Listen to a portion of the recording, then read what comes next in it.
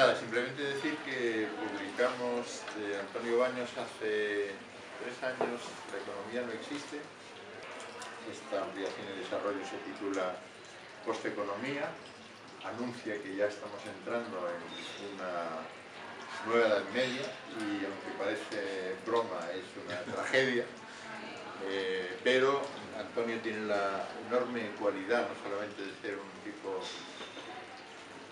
extraordinariamente bien informado, que lo ha leído todo, sino que además, a pesar de ello, no pierde el sentido del humor y de la ironía. Encantado de que me invitéis y de que hayáis publicado el libro, que me ha divertido mucho, a pesar de que es un libro muy triste, que es un libro con muchísimo humor de algo que es trágico, que es cómo cierta pseudociencia llamada economía nos ha metido en un problema muy real y nada pseudo, que es una crisis económica que se ha convertido en algo sistémico, donde hemos pasado de un mundo en el que la crisis era algo puntual, que pasaba de vez en cuando y se curaba como el sarampión, a ser el estado natural de las cosas y nuestra forma de vivir. Unas personas que se convierten en dinastías, que no heredan condados, pero para el caso es lo mismo, no creo que haya mucha diferencia entre ser conde de Murillo o ser el señor Botín. Hay también un aumento de esas familias poderosas o de esas élites financieras y empresariales sobre el poder del Estado. El Estado, la Edad Media se caracterizaba entre otras cosas porque eso que se dice de que el Estado es el monopolio de la violencia no existía. En la Edad Media, un señor feudal atrincherado en un castillo podía aguantar 2 años a cualquier rey poderoso y eso hacía que el poder estuviese muy distribuido y al mismo tiempo fuese muy jerárquico, ¿no? Porque ese señor feudal en ese castillo podía dominar unas zonas muy amplias sin que hubiese Estado que lo parase, ¿no? Pues en eso estamos también con ese poder de las oligarquías financieras y empresariales sobre el propio Estado. Posteconomía, bueno, un poco lo ha explicado Nacho, es lo que viene después de la economía. La economía era una ciencia que intentaba explicar el mundo real y que lo intentaba transformar. Tiene una doble naturaleza, normativa y prescriptiva. Es decir, hay ricos y pobres, eso es, lo describo, y la manera prescriptiva, ¿qué debo hacer con esta realidad? Mantenerla, aumentarla o reducirla. Bueno, pues eso es lo que era la economía, eso es lo que conocemos. ¿Por qué le llamo posteconomía? Aparte porque el nombre no estaba pillado en Google, entonces decidí que estaba bien. Es porque esa voluntad de convertirse en una ciencia social que describía el mundo ha sido superada. Primero porque la realidad ha superado los instrumentos de visión que tiene la economía. El mundo económico va demasiado rápido, es demasiado caótico, demasiado complejo como para que los instrumentos que tiene la economía sirvan para describir el mundo. Y luego porque el objetivo de la economía ha sido superado. Lo he explicado un poco. Ya no se trata, lo he explicado bien eso, de que sale el Papa y dice Dios ha muerto, damos clases de religión mañana a partir de las 9 de la mañana, ¿no? Es decir, la economía no explica el mundo, solo va a haber economistas explicando el mundo, ¿no? Que es lo que estamos viviendo ahora, solo salen economistas explicando cosas. Entonces ya no, bueno, explicando, sentando doctrina. ¿Qué es lo preocupante de la posteconomía? Que no describen ni intentan mejorar el mundo, sino que acotan lo que es posible. Es decir, una gente que sale cada día por la televisión y nos dice qué es lo posible y qué es lo imposible, ¿no? Qué es lo bueno, qué es lo malo, ni siquiera qué es lo razonable o lo poco razonable. Simplemente acotan. Son políticos, son la academia y son el mundo financiero. La segunda idea, el capitalismo feudal, viene hilada a la primera, la posteconomía, y es que efectivamente lo que... Claro, yo es que ahora voy a añorar a los capitalistas del siglo XX, y ya soy muy jodido, ¿no? Que uno diga que los millonarios antes eran mejores, ¿no? Pero eran igual de cabrones, pero en fin, tenían otra manera. Es decir, había cierta responsabilidad de las élites con sus administrados, por decirlo de alguna manera, ¿no? El magnate local pues abría un hospital, compraba el gobierno local, o metía a sus caciques para que los votaran, pero más o menos se sentía responsable de un territorio o de una grey que tenía allí a su... Entonces hay una cosa que yo creo que es muy importante, que quizá lo tenemos muy poco presente, y que Lasch, Christopher Lasch escribió un libro ya en el 96, que es que lo que estamos sufriendo es una rebelión de las élites. Es decir, los ricos, los poderosos, han decidido que ya no se responsabilizan de sus pobres, sino que les da igual lo que nos pasa. Se convierten en una élite irresponsable. Si son cosmopolitas, tienen el yate en Saint-Tropez, la cuenta bancaria en Suiza, veranean en no sé qué, hacen negocios en Wall Street. Dice Christopher Lasch que este tipo de élites que no están ligadas a ningún territorio y sobre todo a ninguna comunidad humana no pueden ser demócratas, porque la democracia está vinculada a una comunidad. Es decir, si no tienes intereses en ningún sitio en concreto, porque los tienes en todos lados, te da igual lo que les pase a cualquiera, ¿no? Entonces tenemos esos fenómenos tremendos de que, bueno, la gente de un sitio especula en el arroz que va a matar de hambre a los de otro continente. Entonces se ha generado esta parte oscura de la globalización que sospechábamos cuando nos vendieron la idea de la globalización. Pensábamos que la globalización era hacer vacaciones cada vez en sitios más exóticos, y ahora estamos viendo que no. Lo que significaba profundamente es que las élites, los gobernantes del mundo, que hasta ese momento eran más o menos locales o que están más o menos controlados por un poder político, pues tienen todo el mundo a su disposición. Es decir, ya se mueven con libertad por todo el mundo. Eso tiene mucho de aristocrático también. Se reproducen a sí mismos, los niños de los ricos van a escuelas que solo los ricos pueden pagar. Allí no es que aprendan muchas más cosas, pero sí que hacen los contactos que les permitirán ser ricos. Hay una frase terrible del conseller de Economía catalana, pero supongo que podría ser de cualquier responsable de sanidad, que ya dice que, bueno, la sanidad la salud no es un derecho, es decir, simplemente forma parte, lo he dicho textual, de tu ecología, de tu patrimonio, de tu ecología personal. Es decir, si tú eres rico, te puedes ir a un spa y comer macrobiótico, vivirás más. Y si tú eres un pobre que tiene que ir al día a comer marcas blancas, pues te morirás antes. De toda esta sombría realidad que yo dibujo, es primero para subvertir un poco también, para crear cierto distanciamiento sobre esa realidad, y luego para crear una conciencia que yo creo que es la importante, que es la de desobediencia. Pero la desobediencia civil en el sentido clásico. Pero hay una que me interesa mucho y creo que es el previo, es desobediencia mental. Que cuando salga el Papa Ratzinger a decir este es el nuevo Papa, o cuando salga el presidente del Banco Central Europeo diciendo la previsión de crecimiento del año que viene sea el 2%, lo que encuentren en el otro lado sea una carcajada y son descojones, porque si no se acerta nunca.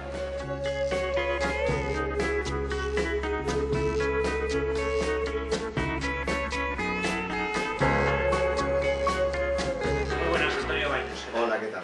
Autor de esto, Posteconomía, hacia un capitalismo feudal.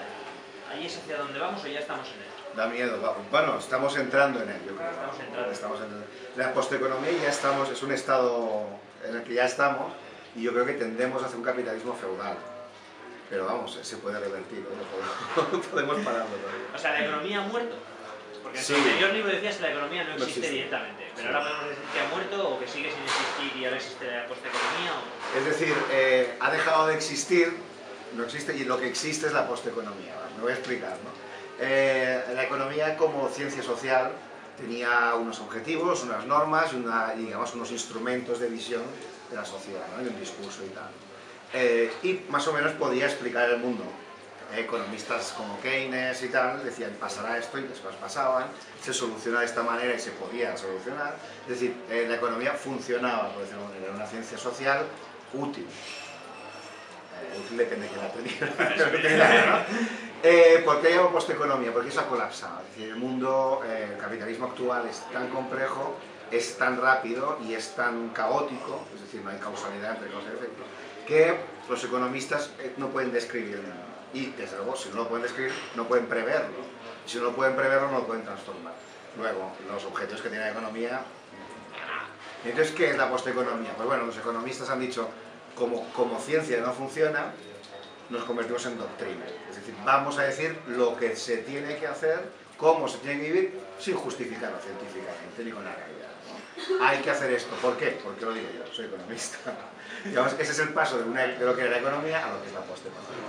Es como un dios, ¿no? Ya pasamos a lo feudal y ya significamos porque es como feudal. Es como algo teológico, ¿sabes? Sí, porque, claro, lo que es racional es cuando alguien te dice que tienes que hacer algo y te explica el porqué. Y tú puedes comprobar si ese porqué es verdadero o falso.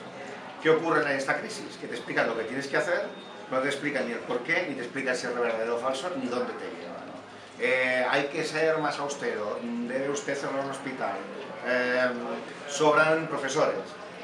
¿Por qué? Porque lo digo yo, ¿no? Digamos, ese es el argumento, es teológico, es como la iglesia medieval, ¿no? Usted debe obedecer al Señor porque lo dice Dios. Está, se acabó la discusión, ¿no? Ya no hay raciocinio y desde luego ya la interpelación, tú no puedes discutirlo porque no hay tema. Y por eso es una filial de una teología nueva. Incluso esto de hemos vivido por encima de nuestras posibilidades, que tanto se oye, recuerda un poco también a lo de los campesinos de habéis sido malos y habéis pecado y os está castigando Dios, ¿no? También. Es exactamente esto, ¿no? Lo que pasa es que la Edad Media de verdad, la antigua, era mejor que esta. Porque tú pasabas hambre, te morías de peste, se te moría la oveja y tal, pero sabes que cuanto más pobre eres en este mundo, en el siguiente Dios te quería. Pero como ahora ya no existe Dios, pues puedes ser igual de miserable en este mundo, pero te mueres y te jodes. Es decir, ya está, no hay nada más, ¿no? Con lo cual se nos ha hurtado ni siquiera la posibilidad de un paraíso posterior. Es mucho peor. ¿Sigue existiendo el rey, aquel absoluto que dominaba a sus súbditos? Sí, lo que pasa es que pasa igual que en la Edad Media, que existía el emperador del Sacro Imperio Romano, los reyes de los reinos, los condes, los duques, el abad del monasterio, el papa, es decir, hay muchas autoridades diferentes. Ahora tenemos el Estado-Nación, la Unión Europea como gran imperio, la corporación multinacional, el think tank, Hollywood, la productora de televisión, es decir, hay muchas entidades diferentes que nos dicen por dónde debemos ir, exactamente como pasa en la Edad Media, ¿no? Hay muchos señores y uno puede servir a uno y a varios a la vez, ¿no? Y eso rompe totalmente con la identidad de ciudadano, ¿no? Que tú tenías, digamos, no servías a nadie, sino que tú te representabas, ¿no? Eso queda un poco. Y ha aparecido el señor deudal. Sí, bueno, es un chiste. ¿Quién es el señor feudal ahora? Bueno, como antes se ha sido feudal, no sé si muchas gracias, pero bueno, digo, lo voy a poner a ver si... Y son toda esta gente, todas las No, claro, antiguamente el feudal ejercía su poder sobre el territorio, el feudo. Ese territorio físico se ha convertido en un territorio, digamos, etéreo, que es la deuda. Es decir, tú antes trabajabas en la tierra del señor, ahora trabajas la deuda del señor banco, ¿no? Pero de hecho la función es la misma, es decir, tú vas a trabajar cada día, pero tu sueldo pertenece una parte a ti para sobrevivir y una parte al señor deudal. Exactamente que pasaba antiguamente, lo que pasa es que no cultivas berzas, sino que simplemente pagas plazos de una hipoteca. Sí. O sea, pero bueno, el funcionamiento es el mismo. Tú me debes dinero, es decir, trabajas para mí. Esto me ha recordado también a la típica mafia de Club de Alterne, ¿no? No puede parecer, no es lo mismo al final, el hecho de yo te cojo y ahora me debes un dinero y que estar trabajando durante un tiempo, ¿no? Claro, nos hicieron comprar cosas que no necesitábamos para que pudiéramos hacer cosas que no queremos hacer. Es un poco, sí, en este sentido... Y luego nos acusaban de haberlas comprado. Y luego nos acusaban de habernos comprado, claro. Es mucho más sencillo, yo creo que por eso los no señores son deudales, pero es mucho más sencillo. O sea, si te tienen que vender un coche, pero tienen que fabricarlo, tiene que ser atractivo, tiene que tener unas virtudes, tienen que convencerte mediante la publicidad que compres un coche. Y luego tú eres soberano para decidir si lo compras o no. En cambio, si te meten una deuda, no tienen que fabricar un coche, ya está. Tú tienes la deuda, el problema ya es tuyo, ¿no? Si tienes que vender un coche, el problema es el del vendedor. Si tienes una deuda, el problema es el del que está endeudado, ¿no? Es mucho más sencillo dominarte. Entonces tú búscate la vida para pagar la deuda, ya no es el problema de los poderosos, es el problema de los pobres, ¿no? Has trasladado ese sistema productivo a nosotros, entonces ya parte de nuestra vida se la hemos entregado a ellos. Mira, de cierta manera sí, es una casa puta. Si es lo que queríamos acabar diciendo, ¿no? No, hombre, es una definición muy buena para lo que Sí. ¿Hasta qué punto somos nosotros responsables de eso? Bastante. Porque a veces hablamos como si qué malos son todos esos que nos han hecho estar donde estamos ahora, pero claro que nosotros nos hemos metido ahí y vivíamos muy bien hasta ahora. Pero yo creo que más que por haber vivido por encima de nuestras posibilidades, que sí, hay mucha gente que, bueno, ¿no? Para pedir un crédito para irse al Caribe de vacaciones, ¿no? Pero eso forma parte, tiene una culpa individual, pero tiene una culpa colectiva, es decir, nuestros abuelos esto no lo hubieran hecho. ¿Por qué? Porque había una especie de ética del trabajo, una ética colectiva, yo pertenezco a una clase trabajadora, la clase trabajadora ahorra, no se endeuda, ¿no? Mi familia no, nosotros no pedimos crédito, nosotros ahorramos y con lo ahorrado compramos, ¿no? Es decir, y entonces, desde hace 30 años lo que nos han robado, y eso sí que nos lo han robado, es esa ética, digamos, social, ¿no? Ese discurso que nos hacía ser firmes, es decir, no hay cosas que nosotros no haremos porque no podemos hacer, porque tenemos esa capacidad de compra, y nos han quitado ese discurso por vendernos el suyo, el que todo es posible, el discurso de que todo era posible. ¿Culpables por haberlo comprado? Sí, y por haber actuado en consecuencia, ¿no? Y culpables ahora por no darnos cuenta rápidamente de que todo eso es un engaño, ¿no? Porque ya empiezan a pasar ciertos años y todavía estamos paralizados por eso. Porque esto tiene solución. Sí, bueno, claro. Bueno, me ha gustado, hay 10 páginas al final, ¿no? De solución. Sí, aún sobra, ¿no? Ya, o sea, Bueno, y la solución, perdona. nada, es porque lo que has dicho antes tú, puede ser o porque es muy sencillo O porque es imposible. o porque, yo qué sé, es la vía de Victoria, ¿no? No, yo creo, hombre, para mí la solución es muy sencilla, son 4 sílabas, 4. Claro, te lo digo. Anticapitalismo, no suma. Anticapitalismo, joder, 7, macho. Y yo con la economía no sé sumar, ¿no? No pasa nada, ¿no? O sea, es que hay muchos que tampoco, ¿eh? Pues yo creo que es muy sencillo, es anticapitalismo, ¿no? Es decir, si lo que nos oprime y nos empobrece es el capitalismo, lo que nos libera es el anticapitalismo. Que no tiene por qué ser comunismo. Ah, no, es como, también, ¿no? Es decir, si gobiernan los nazis, lo natural es ser antinazista, ¿no? Si hay esclavitud, lo normal es ser antiesclavista. Pues si hay capitalismo, lo normal es ser anticapitalista. Eso no tiene ninguna definición ideológica concreta, no ser ni capitalista, no ser ni comunista, simplemente es resistirte a una tiranía, a un poder dominante. La solución pasa por las 4 Ds, entonces, ¿no? Sí, bueno, yo planteo que son hay 4 Ds: desertar, desobedecer, disolver y descansar. Básicamente es el mismo espíritu, ¿no? Es decir, no obedecer, en principio, ¿no? Cualquier cosa que nos digan, no hacerles caso. Esa es la primera y la gran solución que propongo, que parece bastante sencilla, pero la puedes hacer desde el sofá. Eso también está bien. Con no creer, es decir, dicen, no, consume, no consumas. Dicen, endeudate, no te endeudes, ¿no? Y descansar también tiene que ver, es decir, si dicen, no, tú debes trabajar cada vez más, y no, después he trabajado lo que debo trabajar, ¿no? Entonces que me parece que forma parte de un mismo espíritu de descreimiento que llevará a la desobediencia. Y yo creo que esa es una solución, más que nada que es muy práctica, que cada uno la puede hacer en autoconciencia y en familia, ¿no? Suena mucho al decrecimiento este famoso. Sí, forma parte, hay muchas prácticas que son muy paralelas y van en conjunto y que tienen muchas cosas que ver, ¿no? El crecimiento es una de las potentes, ¿no? Yo creo que debemos eso, trabajar menos, hacer menos cosas, recuperar nuestro tiempo y utilizar nuestro tiempo también para eso, ¿no? Para contestar este sistema. ¿Somos libres ahora, Antonio? No. ¿Libres de qué? Somos Pregunto. Somos libres de no ir a trabajar, somos libres de no pagar nuestras deudas. Somos libres ya te diría, de pensar cosas que no son reales, ¿no? Porque dicen que como son impensables, ¿no? Muchas veces los políticos te dicen, eso es impensable. ¿Te has dado cuenta, no? Forma parte del lenguaje. Es verdad. Hacer tal cosa es impensable, es muy potente, eso es muy fuerte. Que se haya llegado a la normalidad de que te digan que hay cosas que no se pueden ni pensar. Claro, eso recorta la libertad de una manera muy clara. No somos libres. No. Titular, no somos libres. No somos libres, no. Y sobre todo, el problema es que no tenemos la capacidad de imaginar libertades que nos han dicho que no tengamos. El otro día leía vi una foto con una pancarta de estas míticas del 15M, ¿no? Que decía, si crees que eres libre, prueba ir a un sitio sin dinero. Sí, claro. ¿Qué te parece eso? Claro, eso está muy bien. Bueno, pues se puede empezar a ir, claro, estamos hablando del decrecimiento, ¿no? Del trueque, de la moneda social.